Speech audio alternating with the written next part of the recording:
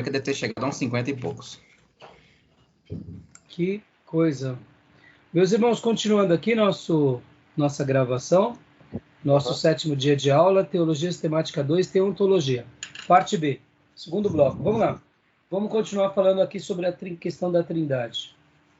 Vamos continuar lendo aqui os nossos slides, meus irmãos. Vamos lá.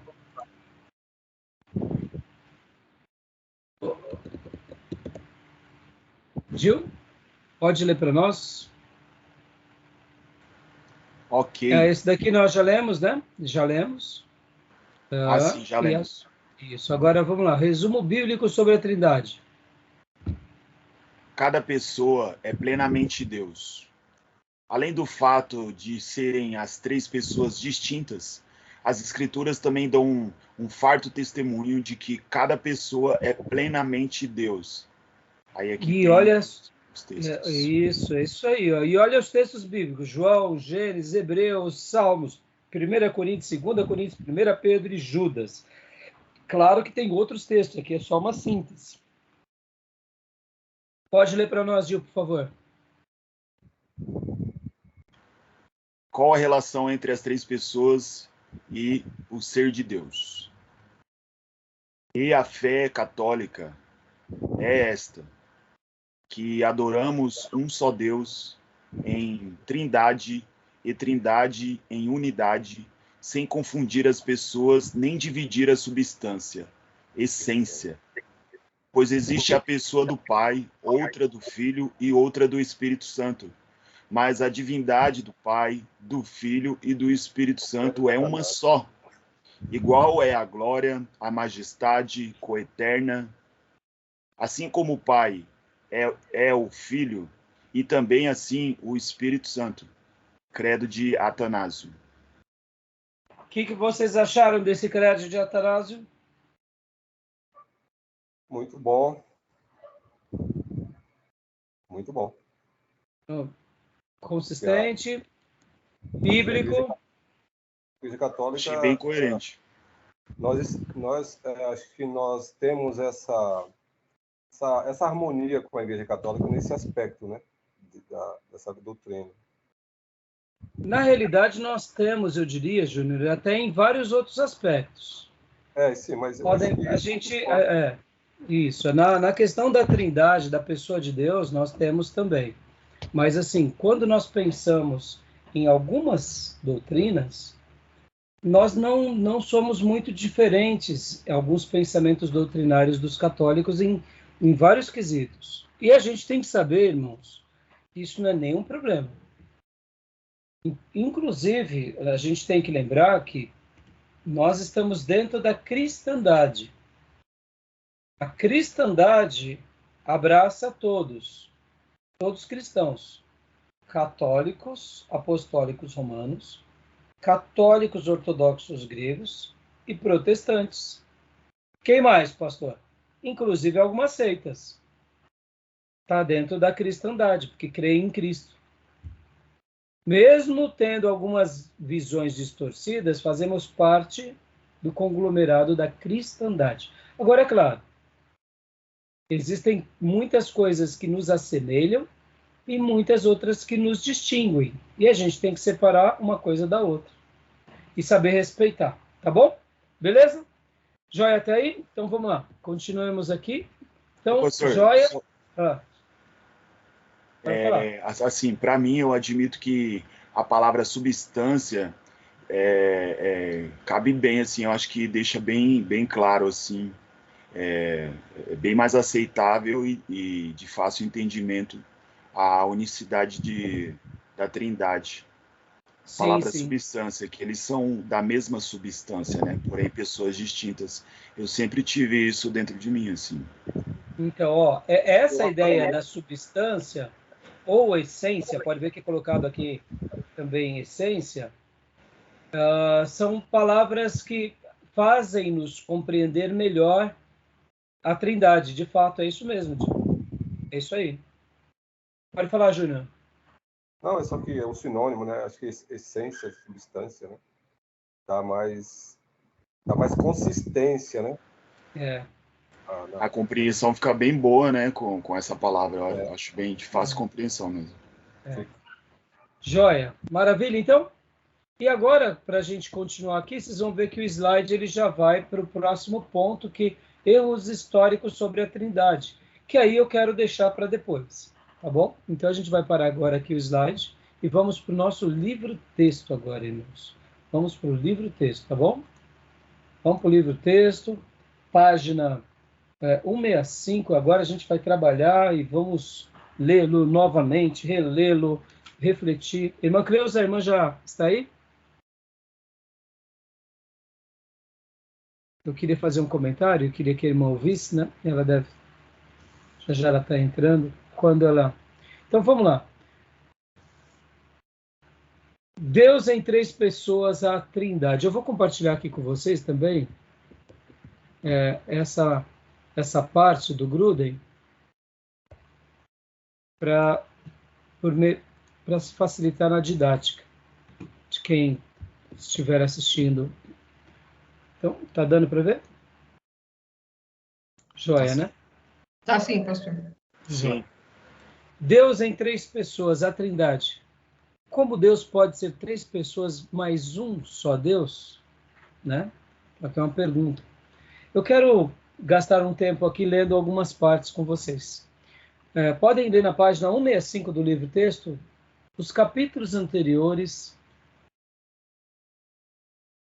Quem quiser, pastor Johnny, faça as honras para nós. Você está com o seu livro-texto aí, pastor? Estou sim. Então, por favor. Acompanha pela tela ou pelo livro, pastor? Pode É a mesma coisa, né? É a mesma coisa, mas pode ir pelo livro, como for melhor para você. Joia. Vamos pela tela, então. Os capítulos anteriores consideraram muitos atributos de Deus, mas se queremos dizer apenas os atributos, não compreender corretamente a Deus, porque Deus não iria compreender que, em seu próprio ser, sempre existiu como mais de uma pessoa. Na verdade, Deus existe como três pessoas, mais um só Deus. É importante lembrar a doutrina da Trindade em conexão com o estudo dos atributos de Deus. Quando pensamos em Deus como eterno, onipotente, onipresente, etc., temos uma tendência a pensar só em Deus, o Pai, em conexão com esses atributos. Mas o ensino bíblico sobre a Trindade nos diz que todos os atributos de Deus são verdadeiras dos três, porque cada um é plenamente Deus. Portanto, Deus, o Filho e o Espírito Santo são também eterna, onipresente, onipotente, infinitamente sábio, infinitamente santo, infinitamente amor, onisciente e tudo mais. Olha só, dar uma pausa aqui, pastor. Vocês veem, irmãos, nós trabalhamos sobre a questão dos atributos, mas se nós não trabalharmos na pessoa dele em si, os atributos acabam sendo só uma parte. Então, a gente tem que realmente estudar essa questão da doutrina de Deus, unindo, falando dos atributos, falando sobre o ser de Deus, falando sobre o caráter, falando sobre os ofícios, falando sobre os desígnios, mas também falando sobre as pessoas. Porque somente trabalhando à luz das pessoas, fica muito mais claro os ofícios. Podem ver que o Pai, ele se apresenta mais no Velho Testamento. O Filho é a grande revelação do Novo. E o Espírito Santo continua ainda no Novo, fazendo o que? A obra do Filho nas nossas vidas. Então, sem as pessoas, os ofícios se tornam um pouco ainda mais nebulosos, eu diria, ou se não mais incompreensíveis. Por isso que conhecer sobre as pessoas, o véu é tirado dos nossos olhos, né? Tudo bem até aí? Tranquilo para vocês? Tranquilo? Perfeito. Alguma pergunta? Então leia mais essa frase para nós aqui. A doutrina da Trindade é uma das mais importantes doutrinas da fé cristã. O estudo do ensino bíblico sobre a Trindade nos dá uma profunda noção da questão, é o centro da nossa busca de Deus. Como é o próprio Bom, aí uma pergunta aqui, como é o próprio Deus? Aqui aprendemos que em si mesmo, em seu próprio ser, Deus existe nas pessoas do Pai, Filho e Espírito Santo, e ainda um Deus. Na realidade, pastor, eu vou pedir para você, eu vou parar de usar essa tela aqui, porque esse texto não está seguindo ipsis literis as palavras do livro. Eu vou até tirar. Comparado com o livro, realmente está diferente. Está um pouquinho diferente. Tá. Eu vou tirar, inclusive, a gravação. Vamos seguir o livro-texto. Quis facilitar, mas não está facilitando, não. Irmã Cleusa já voltou, né, minha irmã? Joia. Então, deixa eu até falar uma coisa aqui para a irmã e para os irmãos. Irmã, ó, no último bloco, a irmã tinha falado sobre alguns termos que trata de Jesus como filho. E é normal. E eu já passei por essa experiência também. Ora, Jesus é apresentado como filho. Ora, se ele é apresentado como filho, então ele não é tão grande quanto o Pai. E essas dúvidas, elas são legítimas num primeiro momento. Por quê? Porque, de fato, elas vêm sobre nós. Agora, quer ver como que a gente resolve essa tensão? É tão simples, irmã. É quando a gente deixa o próprio texto bíblico falar também. Assim como Jesus é apresentado...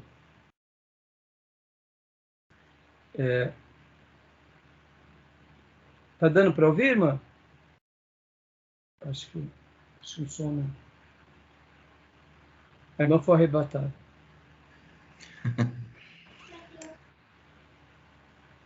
Deixa ela voltar.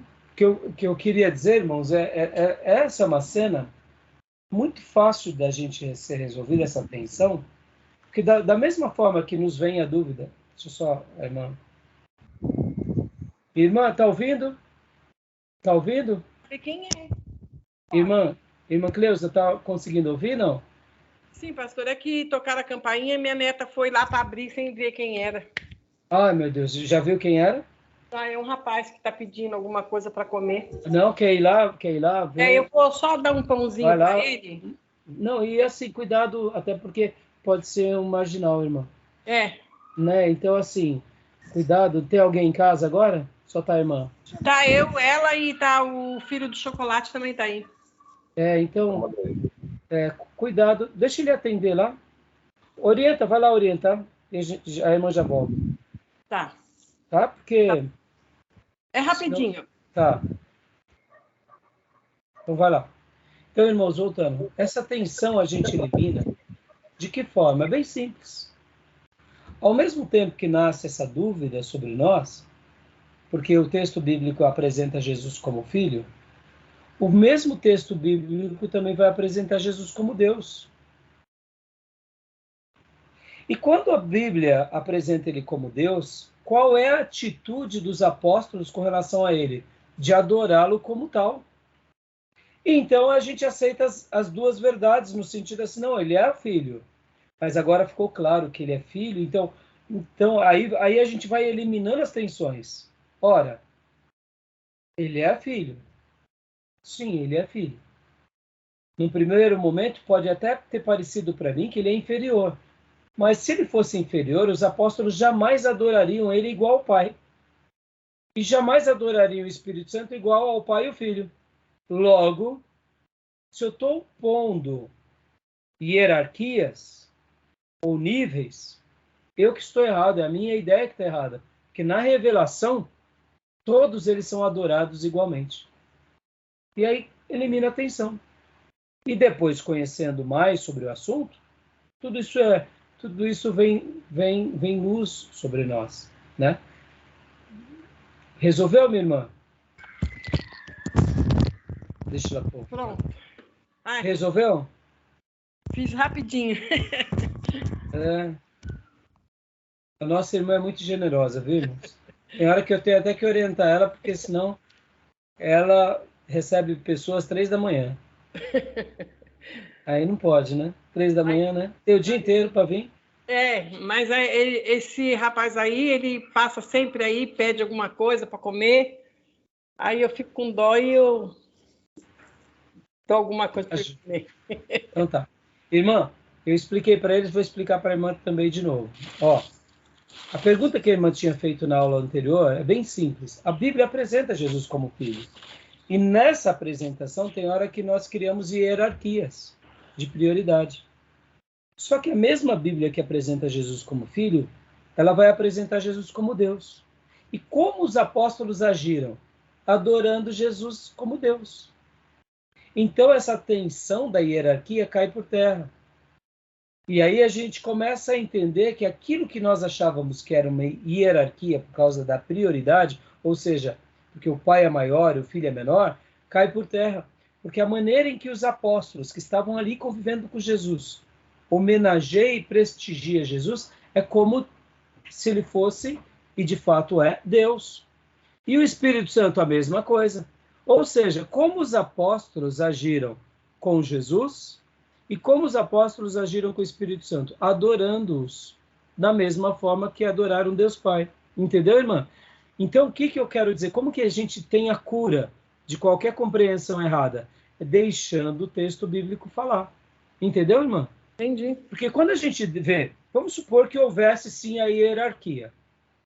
Mas na hora em que os apóstolos fossem agir com Jesus, eles falassem para Jesus, ó Jesus, a gente aqui só adora o Pai.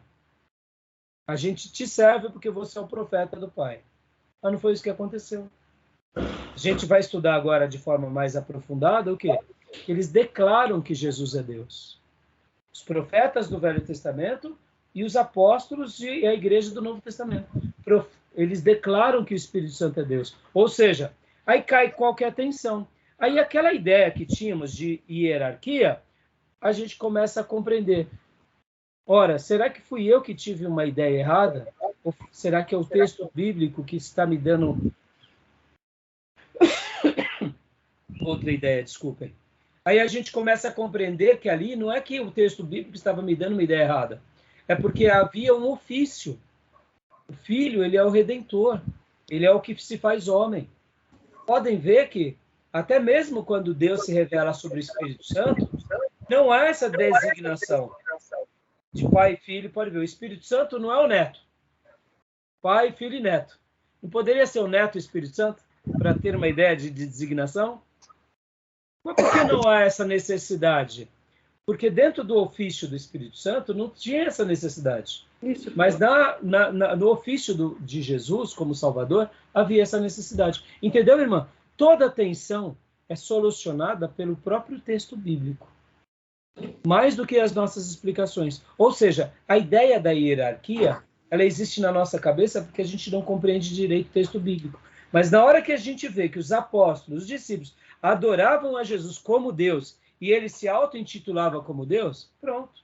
A gente tem que fazer a mesma coisa. E aí a cura vem, e a clareza vem, e nós nos blindamos contra qualquer pensamento herético, entendeu? Entendi. Porque a dúvida, ela vai nascer, irmã. Eu também passei por essa tensão, sabia?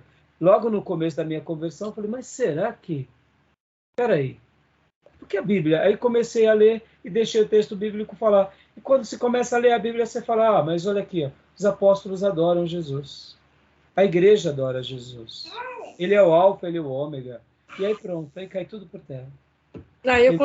Quando eu não entendo... Poxa, depois não, um copo de água, que foi? Quando eu não entendo alguma coisa, assim, que nem... Principalmente a trindade, que eu não entendo, eu faço o quê? Eu não tento buscar entender ou fazer analogia de mim mesmo, que seria assim, seria assim, seria assim. Eu deixo aquele assunto ali e só creio do jeito que está escrito, pronto. Por isso, irmã, que nós, como ortodoxos, acreditamos na Bíblia. E o que ela diz é a verdade absoluta para nós. Entendeu? É simples assim. Então, irmãos, agora vamos mergulhar um pouco no texto, porque essas abordagens vai ser legal. Pastor Johnny, leia de novo aquela parte, né, na página 165, porque o texto que eu tinha separado aqui para vocês não está muito legal. Dá para ver que é uma tradução que não está muito boa. Bacana. Leia do começo, né, pastor? A doutrina da Trindade, está ali. O terceiro parágrafo. Perfeito. A doutrina da Trindade é uma das mais importantes da fé cristã.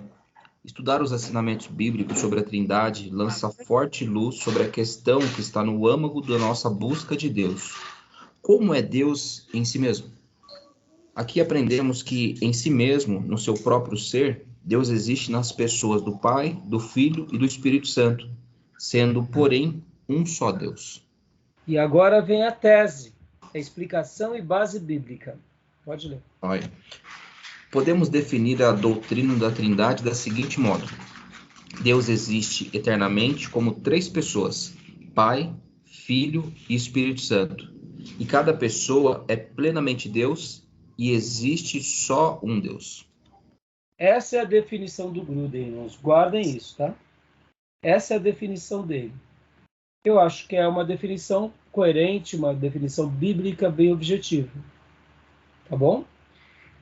A gente vai estar lendo alguns trechos e fazendo alguns debates, mas eu gostaria que vocês também, os textos que vocês marcaram, e tivessem dúvidas, fossem apresentando aqui na aula, tá bom? Então, continua lendo para nós, pastor A. Joia. Então, a doutrina da Trindade revela-se progressivamente nas Escrituras. 1. Revelação parcial no Antigo Testamento. A palavra Trindade não se encontra na Bíblia, embora a ideia representada pela palavra seja ensinada em muitos trechos. Trindade significa triunidade ou 3 em unidade. É usada para resumir o ensinamento bíblico de que Deus é 3 pessoas, porém um só Deus. Mais uma vez, Deus é 3 pessoas, não são 3 pessoas. Guardem isso. O que é Trindade? Deus são 3 pessoas, já é um tiro no pé. É unidade composta, né? Exatamente. Poderíamos dizer que sim, né? Mas, ao mesmo tempo, por seres distintos, né? Sim, unidade composta. Mas é composta, Não tá certo, não tá errado. Bom, agora aqui eu grifei uma parte, que está aqui logo no segundo parágrafo, um pouquinho para baixo, que é: a melhor explicação é que já nos primeiros capítulos do Gênesis temos uma indicação da pluralidade de pessoas no próprio Deus. Aqui, o autor vai começar a trabalhar aquela ideia de que Gênesis, quando diz façamos o homem a nossa imagem e semelhança, e ele começa a trabalhar nesses textos e ele começa a falar sobre não teria um sentido usar esse termo façamos ou outras passagens se não fosse já uma revelação de que Deus estaria se comunicando na revelação, mostrando aos seus filhos que a pessoa de Deus era mais de uma pessoa. Então, aqui o autor até comenta sobre ser existe, né, um plural majestáltico, que seria quando um rei está fazendo o seu pronunciamento, temos o prazer de atender-lhe o pedido. O rei está falando, temos o prazer, por exemplo, né? Ele está usando plural, mas ele está falando dele. Então, o autor está dizendo aqui que esse caso não se aplica aqui. Não tem sentido. Como em outras passagens também não tem sentido, né? Quando, por exemplo, também tem aquela questão da Torre de Babel, que o Senhor diz lá em Gênesis 11, 7, vinde, desçamos e confundamos ali a sua linguagem. Ora, desçamos. Por que desçamos? Se Deus é único e uma única pessoa, por que usar a pluralidade? Terceira pessoa do plural. E aí como eu estudei antes, o termo usado aí para essas duas distinções é Yashid e Yashad, como você citou antes aí da majestade. Então ele encontra esses dois termos que se aplicam na pluralidade de Deus, que ele se manifesta. Então você pegou isso naquele texto que você me enviou sobre Voz da Verdade. Eu li todo ele. Tá. Então mas você no vídeo, né? Tá. Tá escrito. Escrito. Foi o vídeo mesmo. Eu acho que eu mandei também algum texto, né? Mandou. Então, aqui, irmãos, o que nós acreditamos? Porque o texto bíblico, no original, é muito claro. É façamos o homem, desçamos, sempre é no plural. Nunca é no singular. Então, por que isso, né? Então, agora, outra ideia aqui. Isaías 6:8. A quem enviarei? E quem há de ir por nós?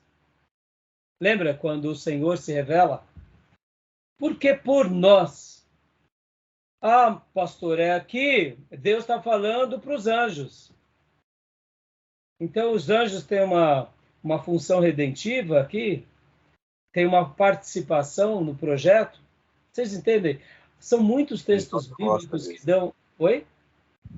TJ cita isso aí. Eu ia falar exatamente isso. E, na verdade, ele não cita só nesse texto, né? Inclusive, eu tive um debate com um rapaz um tempo atrás e falávamos exatamente sobre Gênesis 1:26. Ele falou exatamente isso. Não, Deus está enviando seus mensageiros, de modo a fazer o homem ou enviá-lo, ou no caso, né, poder enviá-lo para a anunciação do evangelho e assim por diante. Bom, enfim, né, a gente escuta algumas coisas nesse sentido. Agora, percebam, irmãos, quando nós escutamos uma informação dessa, isso cria em nós um pré-condicionamento. Mas quando a gente não sabe de nada disso e lê o texto bíblico, fica a informação sagrada. Deus dizendo em alto e bom som, a quem enviarei? Quem há de ir por nós? Ele está falando e usando a terceira pessoa do plural, ponto final. Não tem aqui uma contra-argumentação, né? Eu costumo dizer, na aula de eclesiologia, aquele texto, né, que quando Jesus chega e diz para Pedro, tu és pedra, e sobre esta pedra edificarei a minha igreja. Muitos escritores, até antigos, principalmente irmãos nossos pentecostais, diziam assim, então Jesus estava dizendo, tu és Pedro, e sobre esta pedra, que sou eu, edificarei a minha igreja. O texto bíblico não faz nenhum apontamento que Jesus, esticando o braço para Pedro, diz, tu és pedra, e dirigindo-se a ele próprio. Quando o texto bíblico quer fazer qualquer apontamento disso, é dito. Então, o texto ali de Mateus, Jesus falando para Pedro, são palavras para Pedro. Nenhum problema. Nenhum problema. Mas não era que Pedro é a nova pedra, no lugar da pedra de Jesus. Não, Pedro sabia. Todos os textos bíblicos dizem isso. Mas ali era o novo representante do colegiado que estava literalmente assumindo agora a igreja, não mais na presença de Jesus, mas agora na presença do Espírito Santo. Pedro era o líder dos apóstolos com Jesus. Jesus é assunto aos céus. Vem o Espírito Santo, agora é Pedro, é o líder com a igreja recém-criada. Ou seja, nenhum problema, não tem indicação. Perceba, a gente coloca palavras onde não tem palavras. Por isso que eu digo que a cura para qualquer doença e qualquer heresia é a palavra. Por isso que ser um liberal é ser um herético em potencial. Porque o liberal ele vai distorcer a palavra. Então, em tese, ele já é um herético. Porque mais cedo ou mais tarde ele vai ou negar, ou parafrasear, ou substituir aquilo que é sagrado, né? Então, vamos continuar aqui. Leia para nós, pastor Johnny. Oi, pode falar. Só mais uma questão. Para nós é muito explícito, né? O fato de Deus usar aqui o façamos e tal. Mas eu me coloco agora na posição do próprio judeu. Quando ele olha isso aqui, quando ele lê esse texto, o que ele enxerga, afinal de contas? Ou qual é o argumento usado? Exatamente, o façamos. Porque hoje, né, como a revelação é progressiva, a gente entende, tem a pessoa do Pai, do Filho e do Espírito. Mas na cabeça do judeu, depois de tanto tempo passado, o que ele pensa a respeito desse assunto? Eu não sei se você já estava na aula, quando eu falei e fiz a citação de Davi. E o Senhor disse ao meu Senhor. Eu peguei no final, na verdade. Pegou, então. Quando Davi escreve, e o Senhor disse ao meu Senhor, ele só escreve isso porque ele tinha certeza que Deus estava falando isso para ele. Agora, se nós perguntássemos para Davi, Davi, me explica isso, talvez ele não soubesse explicar com todos os detalhes que temos, porque ainda a revelação não tinha sido plena. Mas ele sabia que havia alguma coisa dentro disso. E por essa razão ele não estava falando de dois deuses, ele estava falando apenas do Deus dele. Como era esse Deus dele, ele não sabia. Qual era o nome desse Deus dele, ele também não sabia. Mas ele disse que o meu Senhor dirá o meu Senhor. E ele escreve com muita autoridade. É nisso que eu falo que Davi, como os escritores do Velho Testamento, eles eram tão cheios de Deus, tão convictos, que eles não questionavam Deus. Ele poderia estar dizendo, Espírito Santo, para, que agora complicou. O Senhor disse ao meu Senhor, não estou entendendo. Por isso que eu disse que a Trindade, como todo o processo de seguir a Deus, é por fé. Ele recebia essa compreensão. Por isso que eu falei para ele, por isso que eu falei há pouco, pastor Johnny, na outra aula, quando ele vai lutar contra Golias, também foi um ímpeto do Espírito Santo, que era impossível um garoto, na força humana, ganhar de um soldado tão competente. Por que ele faz o desafio? Foi a ousadia pela ousadia? Há uma frase entre os gregos que é a sorte favorece aos destemidos. Tá bom. Isso pode se aplicar em várias coisas da nossa vida. Mas nas coisas, nos embates com Deus, não é assim. No mundo espiritual não é assim. Você pode até ser ousado e morrer. Pode ver que Sansão foi ousado com Dalila e virou o quê? Virou jumento. Por quê? Porque foi idiota. Porque não era uma ousadia daquela que Deus queria. Jefté faz um voto ousado e quase mata a filha. Ou se não matou. Porque lembra lá do juiz? A primeira vida foi fazer um sacrifício de ousadia humana, não poderia. Ou seja, a ousadia nem sempre de um servo de Deus autentica os feitos de Deus, porque pode ser uma ousadia tola. Então o que acontece? Ali com o gigante, Davi recebeu a orientação do Espírito Santo. Para ele escrever, o Senhor disse ao meu Senhor, foi uma orientação do Espírito Santo. Ou seja, Davi era tão resolvido que quando Deus falava, ele fazia. Mais ou menos como Pedro fez quando Jesus disse, caminha nas águas. Irmãos, vamos lá. Pescador, a vida toda, desde criança. Alguém já andou sobre as águas? Nunca. Mas Pedro foi o primeiro. Por quê? É fé. É fé contra o natural. Então, o judeu, respondendo à tua pergunta, eles vão ter várias incógnitas em todo o Velho Testamento sobre essas questões, como agora a gente vai ter aqui na página 66, quando aparece a questão do anjo do Senhor, o Senhor e o anjo do Senhor.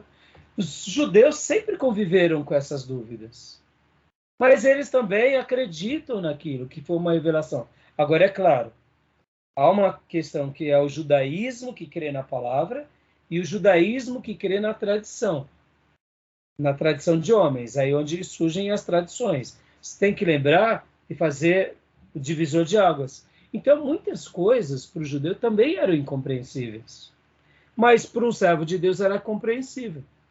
Quer ver outro exemplo bem simples, pastor? Você pode ver que Davi estabelece o reino é dividido, tribo do norte e tribo do sul. Por que alguns reis eram tão piedosos e por que alguns reis eram tão malignos? Credulidade, eram judeus do mesmo jeito, ou israelitas. A fé. O que fez o rei Ezequias ser tão piedoso? A fé. O que fez Acai ser tão endiabrado? A ausência da fé. O que fez Acabe e Jezabel ser tão malignos? A ausência da fé. E o que fez o rei Josias ser tão piedoso? A fé. Então, percebam que para o judeu, lá no Velho Testamento, mesmo enquanto a revelação estava sendo progressiva, eles caminhavam com uma certa tranquilidade no que se diz respeito à palavra. Ou eles criam na palavra e obedeciam, ou eles não criam. Mas quando criam, nem necessariamente eles não tinham todas as respostas. Vamos dar outro exemplo aqui. Nos dias de Josias. Josias, quando a gente lê o texto bíblico lá em Josias, que ele vai e começa a fazer aquela revolução, trazendo o povo de volta para Deus, ele manda mensageiros na tribo do norte.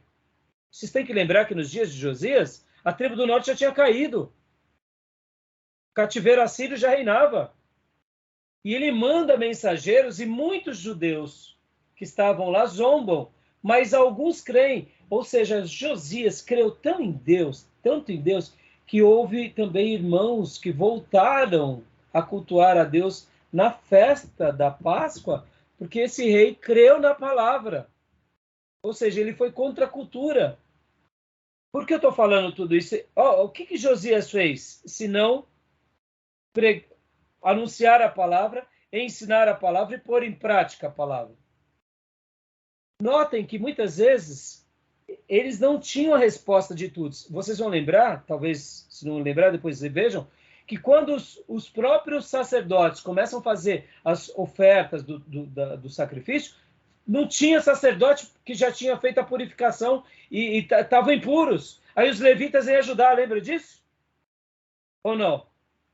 Os levitas ajudam. E aí Josias pede perdão, inclusive, até as datas, houve mudança nas datas. O que Josias faz? Josias pede perdão e Deus perdoa.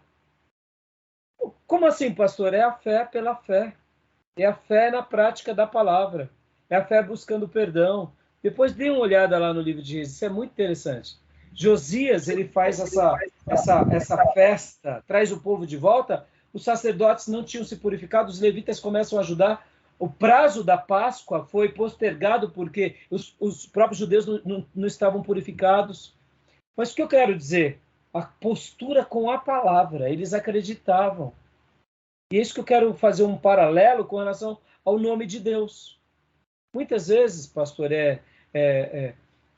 como que o judeu cria? Ele cria dessa forma. Ora, sabendo que Deus tinha se revelado e eles não tentavam ficar dando uma demonstração do porquê é assim, porquê é assado. Deus se revelou? Revelou. Deus falou com o profeta? Falou com o profeta. Acabou. É assim que a gente vai seguir. Os piedosos agiam assim. Os falsos profetas tomavam proveito. Entendeu? Ficou claro ou não? Ficou. Inclusive, o senhor falou sobre Davi ser resolvido, né? Eu lembrei do Salmo 2, verso 12.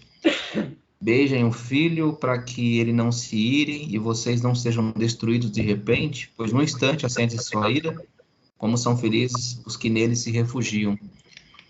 Como pode um salmista, 1000 anos antes da Anduna, falar isso? O Espírito Santo é fé.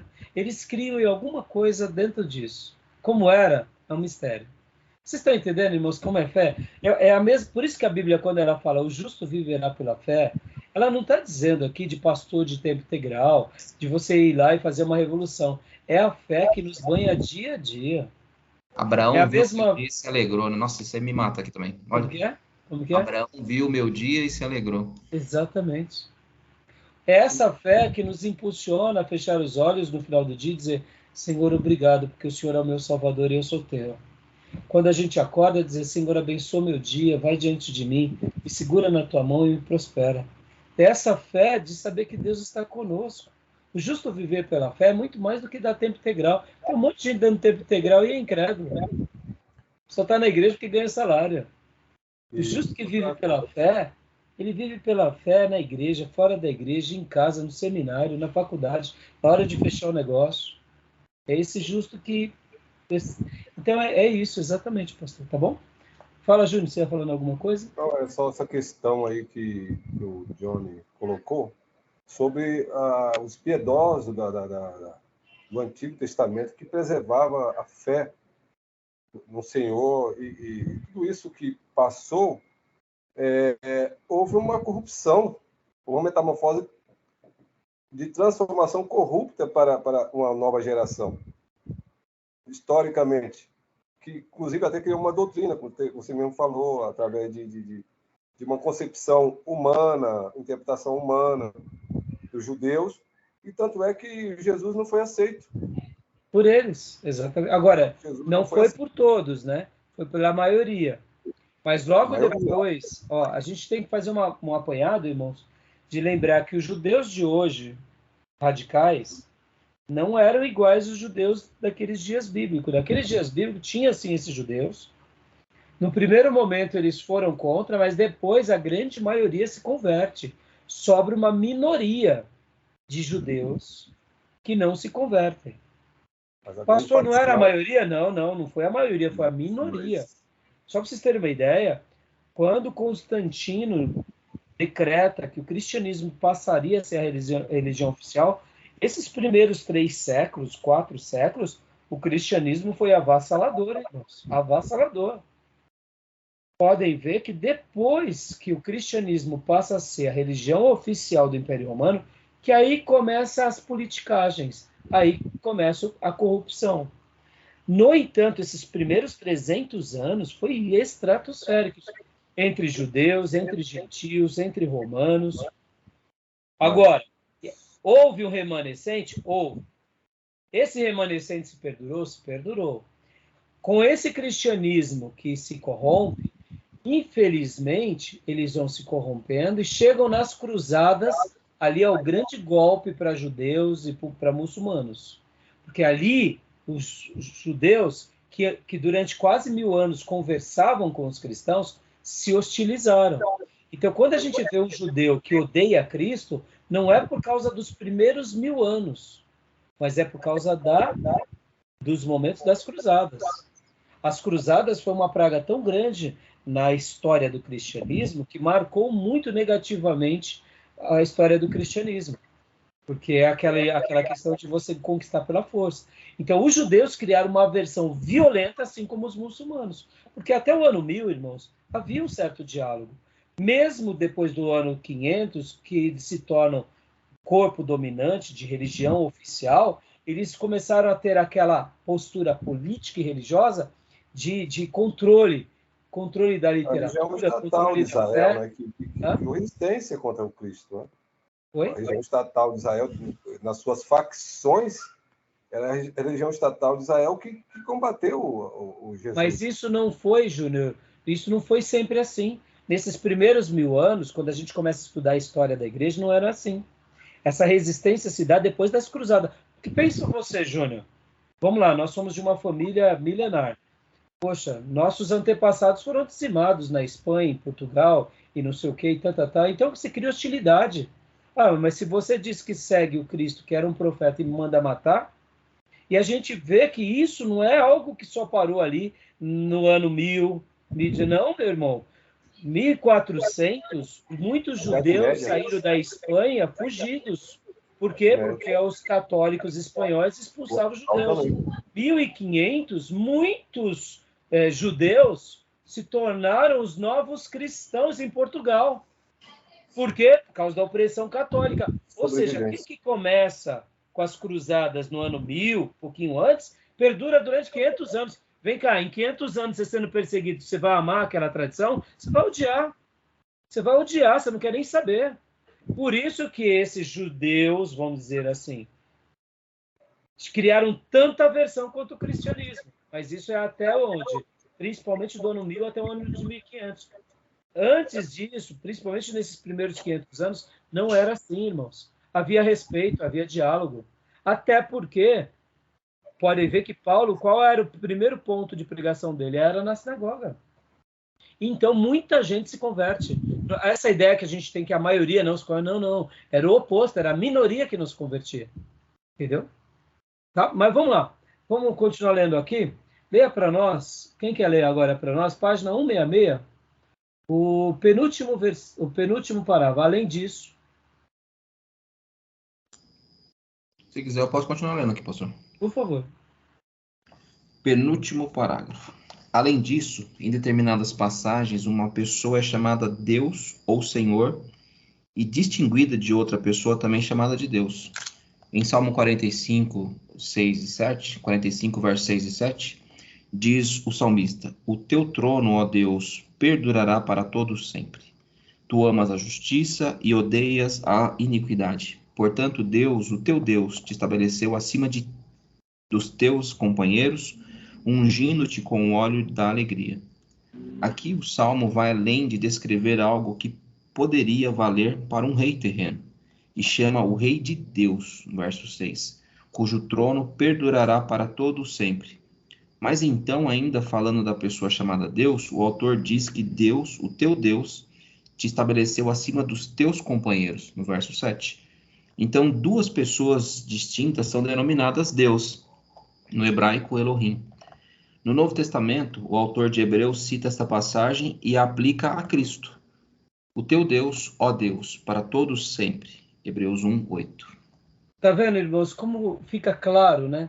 O Novo Testamento é esse desabrochar da rosa, como eu tinha dito no módulo anterior, citando Agostinho, que o Velho Testamento é o botão da rosa, e o Novo Testamento é o aflorar na sua exuberância, beleza e perfume, né? E agora eu gostei muito desse último parágrafo, leia para nós, pastor Gianni. Do mesmo modo, Salmo.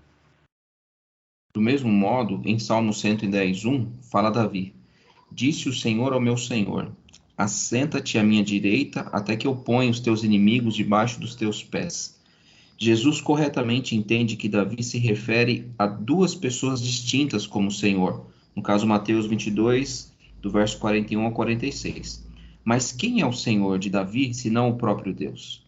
E quem poderia dizer a Deus: Assenta-te à minha direita, exceto alguém que também seja plenamente Deus? Aliás, seja plenamente Deus? Uma pergunta. Bom, do ponto de vista do Novo Testamento, podemos parafrasear assim este versículo. Deus Pai disse a Deus Filho: Assenta-te à minha direita. Mas mesmo sem o ensinamento do Novo Testamento sobre a Trindade, parece claro que Davi estava ciente de uma pluralidade de pessoas num só Deus. Jesus, é claro, compreendia isso, mas quando pediu aos fariseus uma explicação dessa passagem, ninguém lhe podia responder palavra, nem ousou alguém, a partir daquele dia, fazer-lhe perguntas. Mateus 22, 46. Dá uma pausa, por favor, pastor. Olha só que interessante, irmãos. Nessa passagem, olha como Davi fala claramente sobre essas questões. Com muita clareza, disse o Senhor ao meu Senhor. Para Davi isso era claro. Para os fariseus não, porque os fariseus já estavam, o quê? Distantes da verdadeira fé. Jesus, quando pergunta, eles se calam, porque eles já não estavam mais vivendo a fé dos seus antepassados, como de Davi, mas agora eles estavam vivendo a religião judaica, das tradições humanas. Por isso que não souberam responder. Assim como Nicodemos não pôde explicar nada sobre o novo nascimento. Sendo um sábio em Israel, não tinha conhecimento de coisas óbvias e simples. Por quê? Porque é isso que a gente entende, que todo servo de Deus no Velho Testamento compreendia pelo Espírito.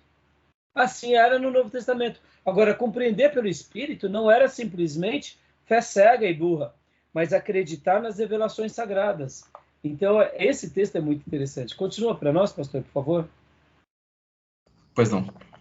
A menos que se disponha a admitir a pluralidade de pessoas num só Deus, os intérpretes judeus das Escrituras, mesmo hoje, não terão explicação mais satisfatória de Salmo 110:1, ou de Gênesis 1:26, ou das outras passagens analisadas há pouco, do que aquela que circulava no tempo de Jesus. Percebam, para Jesus, para os apóstolos, para Jairo, que era também uma pessoa importante da sinagoga, depois para outros fariseus que se convertem, o próprio Nicodemos depois se converte, José de Arimateia, para eles isso era muito claro. Agora, para esse grupo, não. Então, qual é a frase que vocês devem destacar aqui? A pluralidade de Deus. No sentido, né, não que são vários deuses. Pluralidade da pessoa de Deus, melhor dizendo. Essa é a palavra que vocês têm que dizer, que tem que marcar. Gênesis, quando fala nós, quando Isaías diz em quem enviaremos por nós, é a pluralidade das pessoas de Deus. Ponto. Está claro. Está claro. Quando o próprio Isaías fala sobre o servo sofredor, sobre o Emanuel, sobre o Espírito Santo, olha só, irmãos, quer uma profecia mais poderosa do que Isaías 61?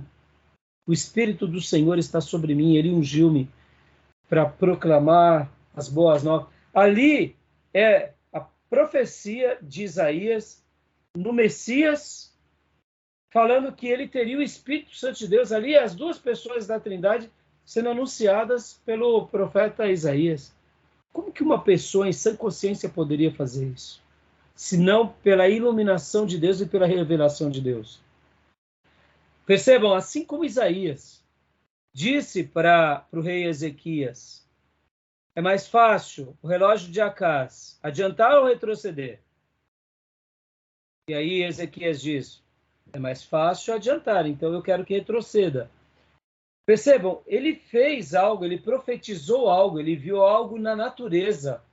Da mesma forma que ele era esse servo, que dizia, arruma a tua casa porque você vai morrer. Está indo embora e no pátio Deus vem e fala, volta para o meu servo e diz, eu estou acrescentando 15 anos. Mas para que ele não duvide, eu vou fazer um sinal na natureza para mostrar que eu domino sobre tudo.